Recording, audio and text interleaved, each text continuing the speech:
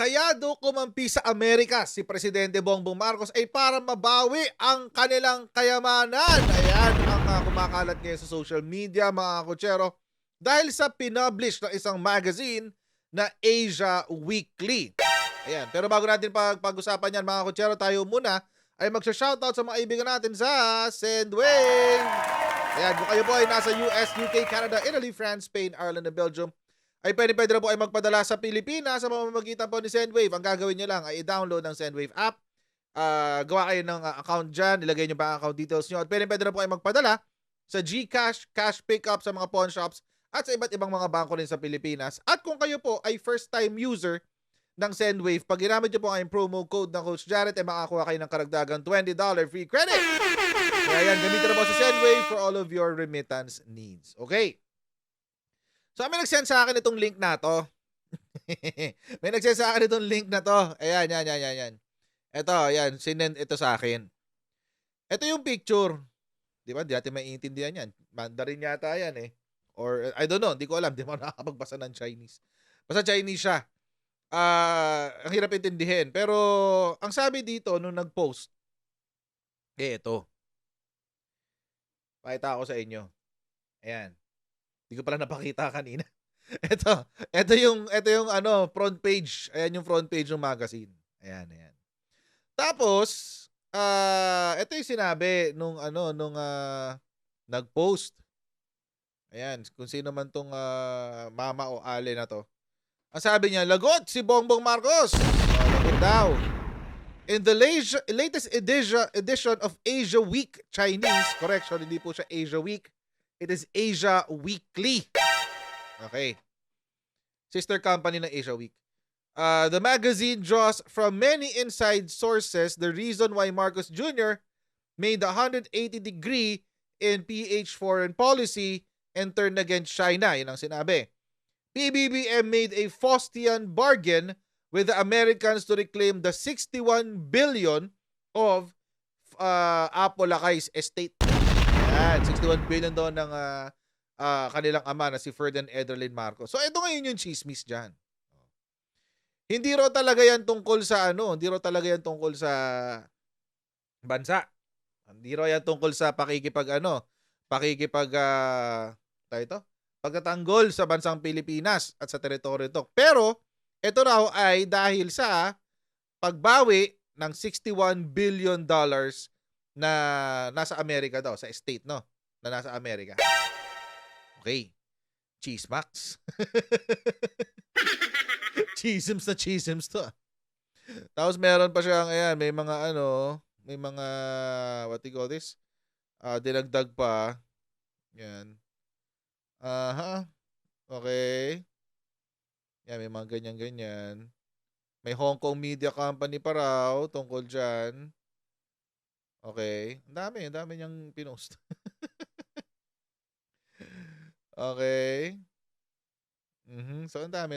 Marami siyang pinost. Hindi lang yan. But, na-curious ako kasi, ano ba talaga yung laman nitong ng balita na to? Kasi, una, ang hirap malaman eh. Chinese eh. Mga Chinese na makakabasa niya. Di ba? Anong silbi sa ating mga Pilipino niyan? Unless marunong kayo magbasa ng Chinese, di ba? Why not?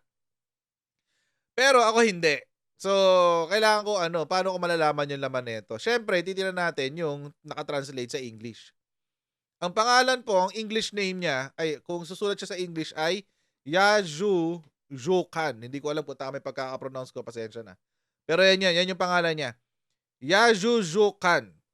The International Chinese Weekly, www.yzzk.com. Ito yung website niya. Yan. Okay, ngayon mga kutsero, hinanap po natin yan, si Yaju Zhukan. Yan. O di na may natitrace natin unti-unti, di ba? Nakikita na natin yung ganap. O, ito yung nakasulat na nakita ko. Hindi ko alam kung ano yung academic kids na yan. Pero ito po ang history niya. Yaju Zhukan has been published since 1987. It is jointly owned by Ming Pao Group and the Tom Group. So, Chinese ang may-ari. It has around 11 to 15 employees. Maliit lang pala ito na publishing house, no?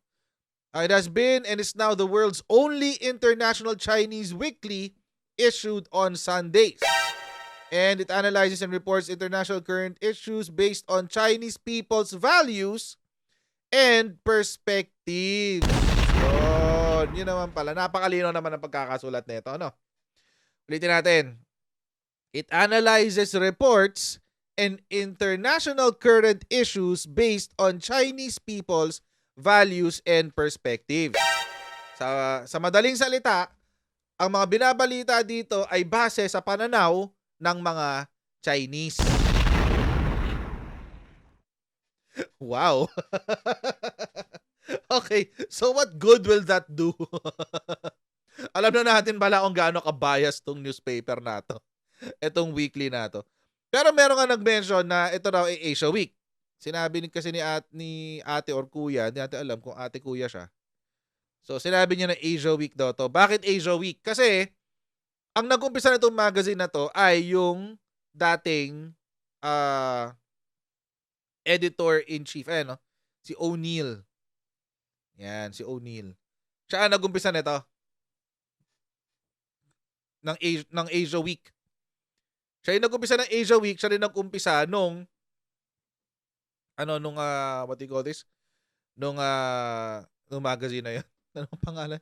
Yaju Shokan. Ayun, yun ang Ayan, O'Neill was founding editor-in-chief of Yaju Shokan, which was launched by Asia Week Limited in 1987 as the first international Chinese weekly news magazine. Its founding managing editor Thomas Honwing Polin, now Asia Week senior editor, recalls that O'Neill had a very special quality the Chinese called Yiki.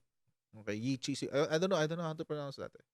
But anyway, so siya? So magkapatid. Yung Asia Weekly, etong Yaju Shokan, tsaka si Asia Week. Ngayon, ang hirap i-access ng website ni Yaju Shokan. Yaju Shokan. Ayan, ang hirap i-access ng website niya. Kapag tina-type ko to, hindi ko alam kung bakit, pero hindi siya lumalabas. Hindi siya nag-a-appear. So ang ginawa ko, hinanap ko yung Ming Pao Group. Ito yung nakita ko sa Ming Pao Group. Ito yung website nila. Ayan. Ito Ming Pao Group to. Tapos makikita nyo dito sa Ming Pao Group, mga kotsero, na andito yung poster or yung what do you call this?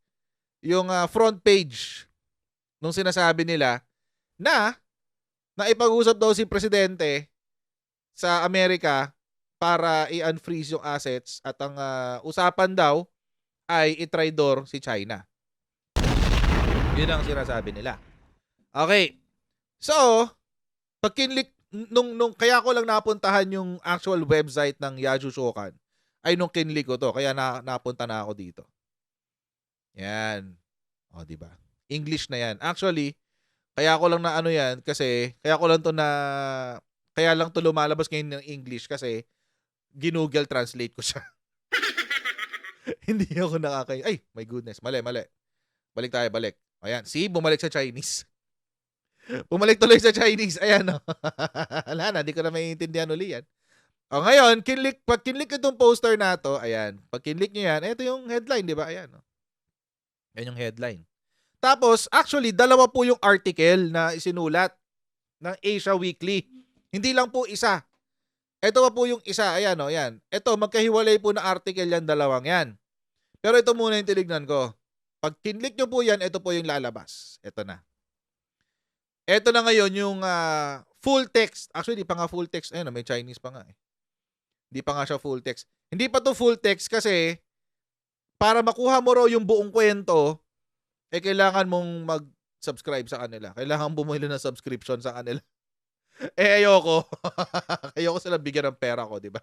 So, tiisin na lang muna natin to. Okay, ano sinabi dito ng nag-post sa social media? Ano sinabi? Ang sabi, eto nga daw, kinumpirma daw ng mga inside sources, ayan, from many inside sources, para magmukhang legit, kailangan sabihin many. Para magmukhang legit siya kahit hindi. Okay, sige na lang. Ayan. But anyway, marami daw sources sa pinagkunan na si Presidente daw ay gumawa ng negosasyon sa Amerika para mabawi yung kanilang kayamanan. Okay. Sige, tingnan natin kung yun talaga yung nakasulat. Although, alam naman natin mga kotsero, ang translators ay hindi kasing, yung mga ganito, web-based translators, ay hindi kasing, what do you call this, epektibo sa pagta-translate. Kasi minsan di nila kuha yung actual words eh. But kung papasahin natin to, medyo makikita natin kung ano ba talaga yung sinulat. So makikita natin, ito yung bagal. O, di ba ito yung headline? Ito yung front page. Ayan, yan yung front page. O, yan. Babasahin ngayon natin itong article. Fei Yuhua policy reverses U.S. construction of outlying islands and deployment of Taihay. Sabi sa inyo, malabo eh. Si Fei Yuhua, apparently, ito yata yung tawag nila kay Presidente. Parang Ferdinand. Ewan ko, parang ganun yung sabi eh. Fei President Fei Marcos. Ayan, nakasulat. Fei Marcos. Okay. Sayang natin ngayon to. Lakihan natin. Para para mabasa ng madaling mabasa ng karamihan. Yan. Ito sabi. Oops. Saan na? Ay. Wait, balikan. Ayan, ito. Okay. So, Fei Yuhua policy reverses U.S. construction of outlying islands and deployment of Taihay. Di ko alam po na yung Taihay. Ito daw. A boat encounter occurred in Renai Reef a few days ago. Ito yung nagkabanggaan nga daw, yung dalawang barko ng Pilipinas. That the Philippine-Chinese contradiction is deteriorating, or baka relationship to, due to the sovereignty of the South China Sea. And even spread to the nation situation in the Taihay. Baka Thailand to, no? Di ko alam. O Vietnam siguro. Di ko alam kung ano yung Taihay na yan. The Philippines will open access to 4 military bases to the United States this year and build a port that can be used to supply and project military power to the platform in the Bataan Islands. Ayun. So malaking issue pala sa kanila yung Bataan, no? Yung pagtatayo ng base militar dyan sa may bandang Cagayan kasi makakapag-project daw ng military power ang Amerika sa pamamagitan ng Pilipinas through Bataan Island. Only about 100 kilometers from southern Taiwan, the reversal... The reversal of the diplomatic route of President Fei Marcos seeks closer military cooperation with the United States. Ayan. Ito na ngayon yung chismis.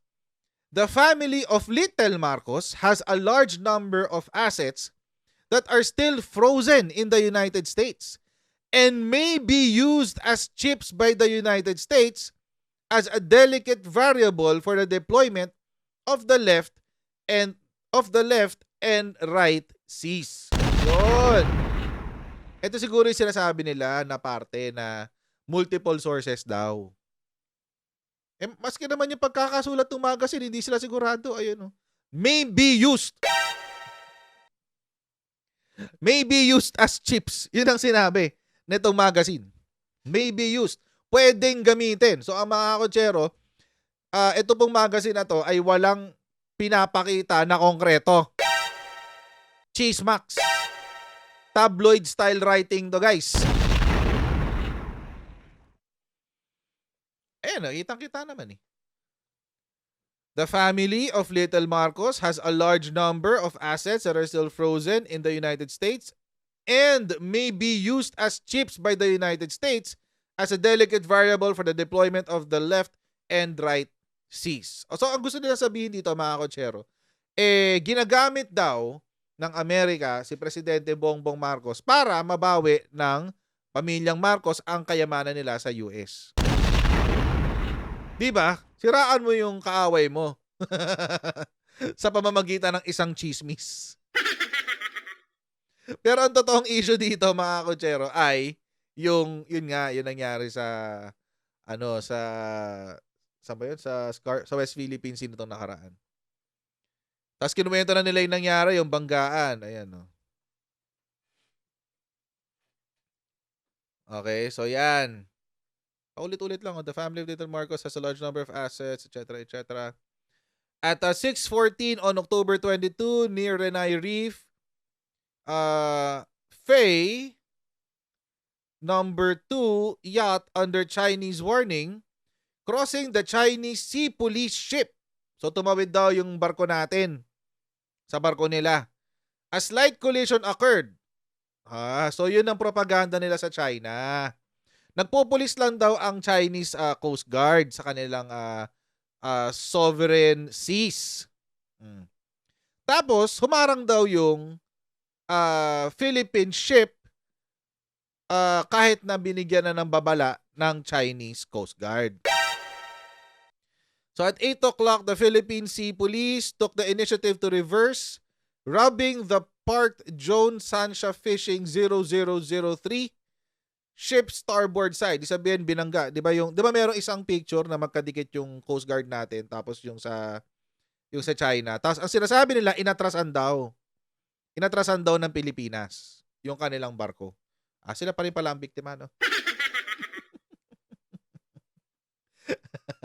The US State Department immediately issued a statement accusing China in the context of the deterioration of the strategic relationship between China and the United States.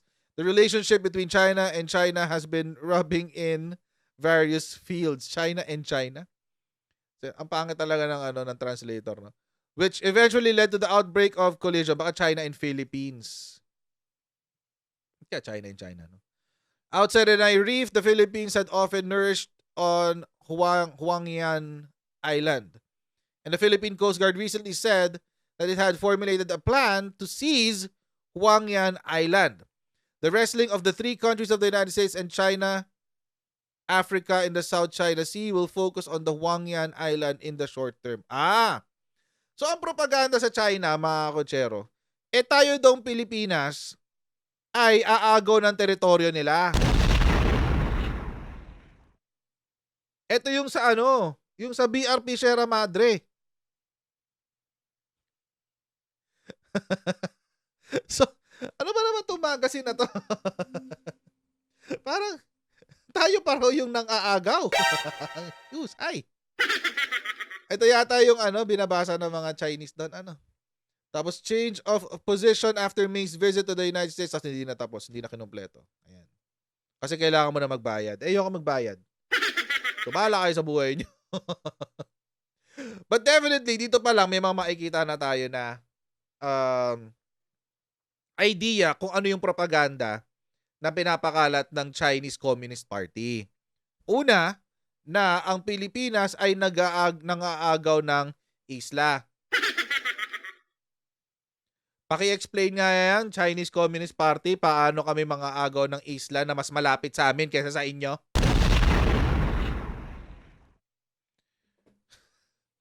Hashtag paki-explain. Tapos, pa-explain din nga, sana nagpakita ng ng proof itong magazine na to. Dito sa second part, na ito nga yung naging ugat ng chismis, no. The family of Little Marcos has a large number of assets that are still frozen in the United States and may be used as chips by the United States as a delicate variable for the deployment of the left and right seas, or siguro deployment ng mga US military sa Pilipinas, sa mga karagatan ng Pilipinas. Now it sounds more familiar. Parang ito yung naririnig natin na common propaganda tone or propaganda message na nanggagaling sa mga ibang, unfortunately, di ba? Nakakalungkot lang, no? But ito yun kasama to dun di ba, na kaya lang daw pumayag si Presidente Bongbong Marcos na may napapasukin ang China ang Pilipinas, ang US rather sa Pilipinas, ay dahil naghahabol lang daw sila ng kayamanan nila. Di ba yun ang ibang press release? So apparently, yan pala, yung press release na yan ay nanggagaling pala sa propaganda machine ng Chinese Communist Party. Apparently. Ito yun yung sinasabi. Tapos, itong pangalawa, yun nga, tayo pa nga raw ang nang-aagaw ng teritoryo. Isa rin pala yung narrative o kwento ng mga miyembro ng Chinese Communist Party. Meron pang mas matindi. Di ba may pinakita ako sa inyo? Itong picture na to. Yan, yung kasama si Mao Zedong, tapos si Madam Imelda, saka si PBBM ngayon nung bata pa siya. Bata pa siya dyan eh. Ito yung original niyan. Ayan, no? Di ba Chinese? Okay. Kinli ko na rin yan para alam na natin lahat. Ito. Son of Iron Butterfly trek in political chaos. Oh, yan. Ang sumulat si Kui Libin. Ayan. So, ang sabi, 94-year-old Imiday talaga. Imiday. Menture? Ano menture? Menture at midnight or baka dahil matanda na yun, midnight. May think of her and Mao Zedong's unforgettable kisser's fate. What? What does that mean? But I didn't expect the short-sightedness of the son of the Iron Butterfly to fall into the whirlpool of the Taiwan Sea and Trek was in the political chaos of the Sino-US game. Okay. Imedi. Ayan, President Marcos's mother, Imedi, Imelda, is a legend of family politics. Her foreign name is Iron Butterfly, showing a steely and undead spirit. For 9 or 8 or 6 years, her husband, President Marcos, went into exile in all directions. Isa lang naman, sa ano lang naman. Sa US lang naman. And finally died in a foreign country in Honolulu.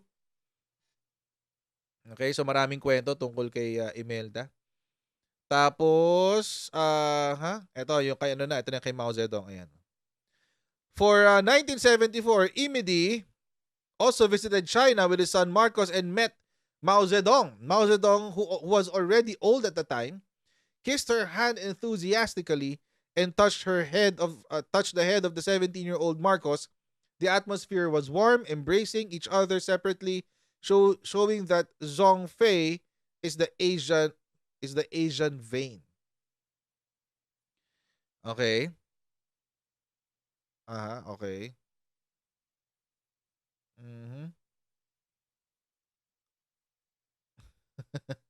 Lampasan na natin yan. Walang kwenta yun. Ito na.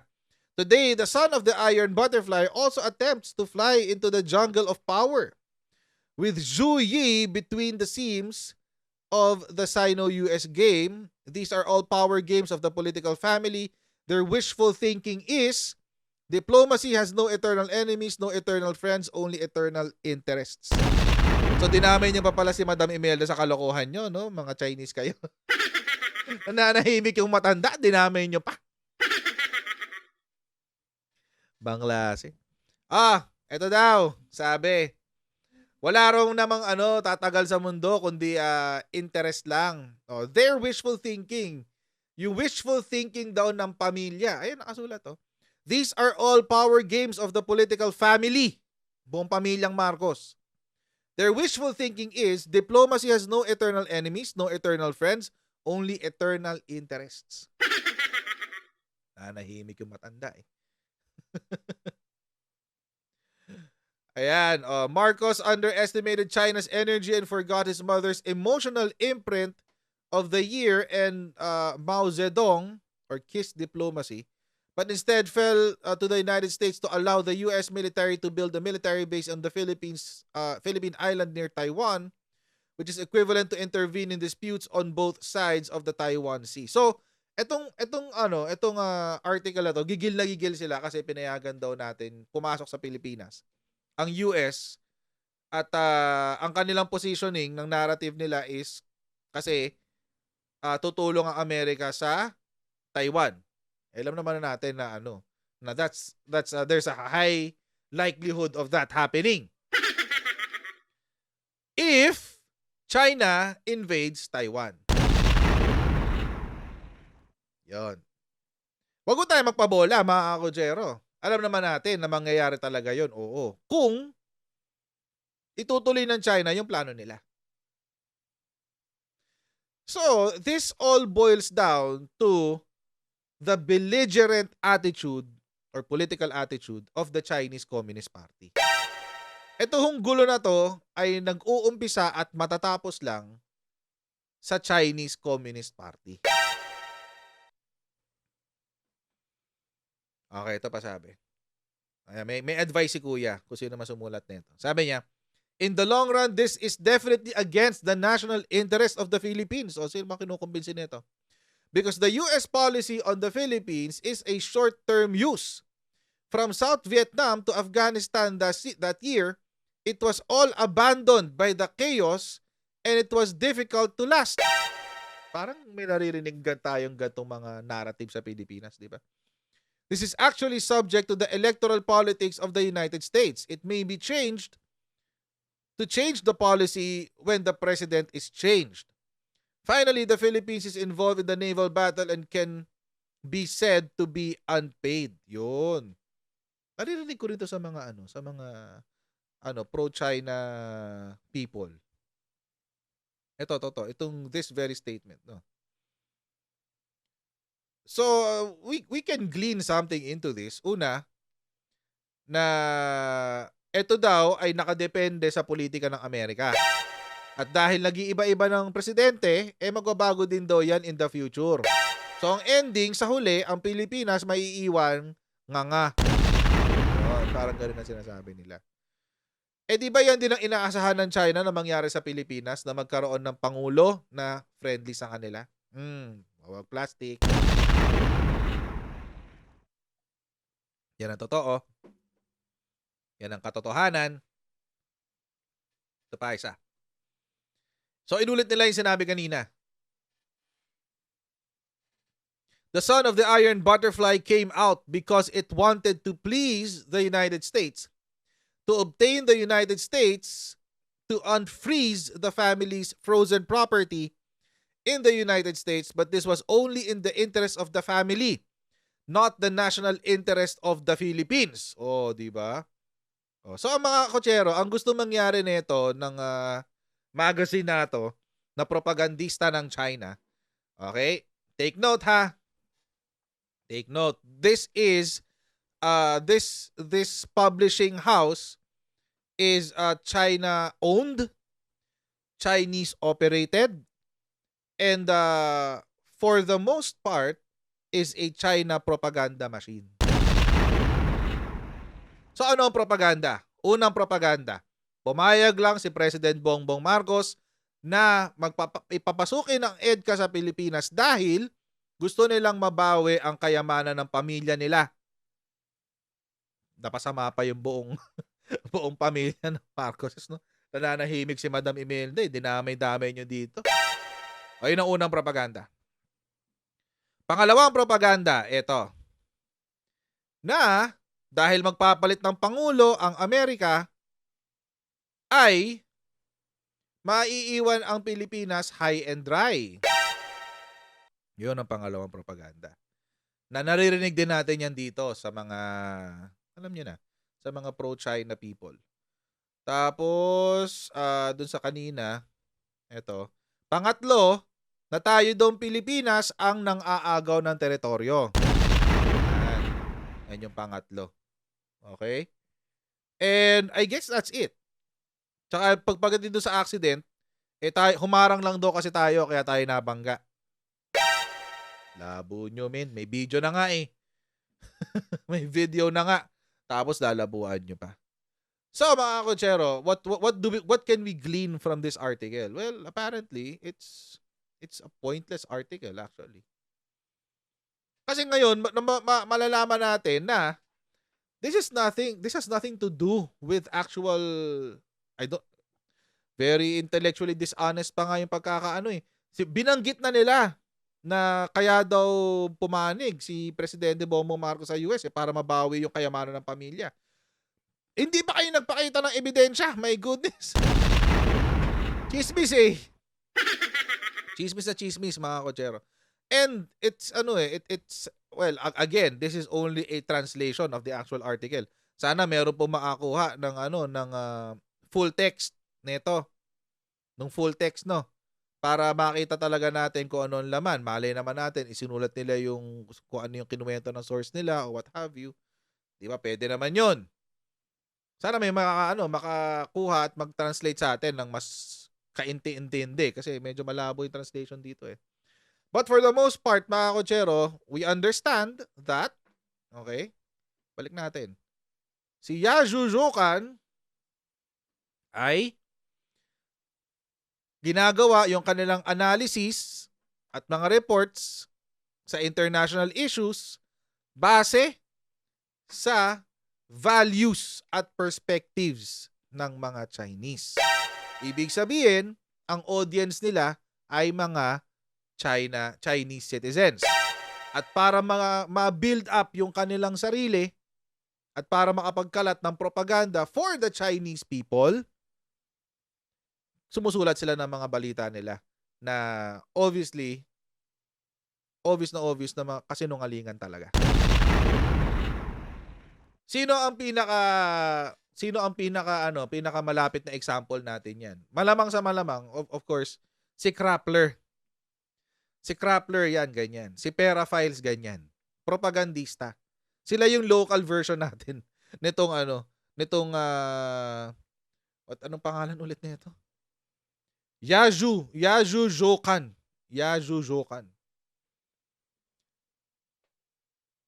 Sayang lang kasi they started well. They started as Asia Week. And then, they nag-devolve, as in, bumagsak into this kind of journalists. Again, mga kotsero, sana po we become more discerning, no? Sana po mas maging mapagmatsyag pa tayo sa mga nababasa natin at napapakinggan. Lalo-lalo ngayon na it seems napakaraming gustong magpabagsak kay President Ferdinand Bongbong Marcos.